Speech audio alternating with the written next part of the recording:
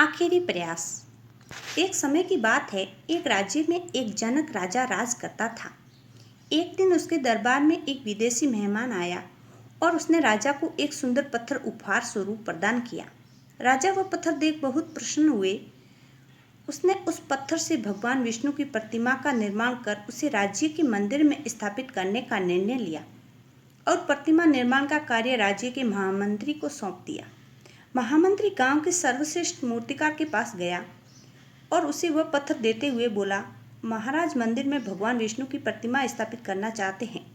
7 दिवस के भीतर इस पत्थर से भगवान विष्णु की प्रतिमा तैयार कर राजमहल पहुंचा देना। इसके लिए तुम्हें 50 स्वर्ण मुद्राएं दी जाएगी।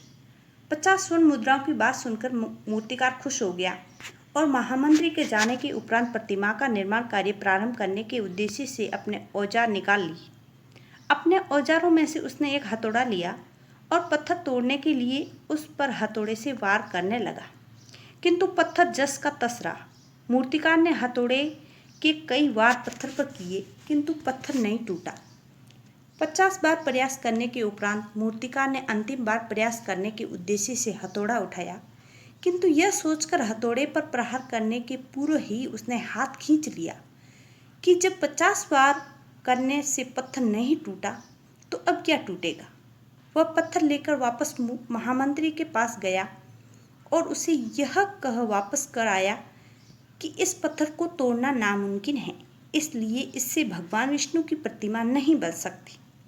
महामंत्री को राजा का आदेश हर स्थिति में पूर्ण करना था, इसलिए उसने भगवान विष्णु की प्रतिमा निर्मित करने का कार्य गांव के एक साधारण से मूर्तिकार को सौंप दिया।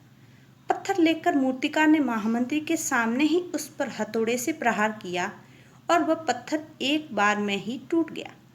पत्थर टूटने के बाद मूर्तिकार प्रतिमा बनाने में जुट गया।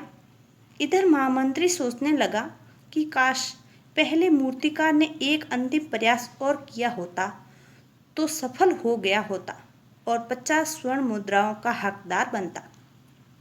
सीख। मित्रों, हम भी अपने जीवन में ऐसी परिस्थितियों से दो चार होते रहते हैं। कई बार किसी कार्य को करने से पूर्व ही किसी समस्या के सामने आने पर हमारा निराकरण करने के पूर्व ही हमारा आत्मविश्वास डगमगा जाता है और हम प्रयास किए बिना ही हार मान लेते हैं। कई बार हम 1-2 प्रयास में असफलता मिलने पर आगे प्रयास करना छोड़ देते हैं, जबकि हो सकता है कि कुछ प्रयास और करने पर कार्य पूर्ण हो जाता या समस्या का समाधान हो जाता। यदि जीवन में सफलता प्राप्त करनी है तो बार बार असफल होने पर भी तब तक प्रयास करना नहीं छोड़ना चाहिए जब तक सफलता नहीं मिल जाती।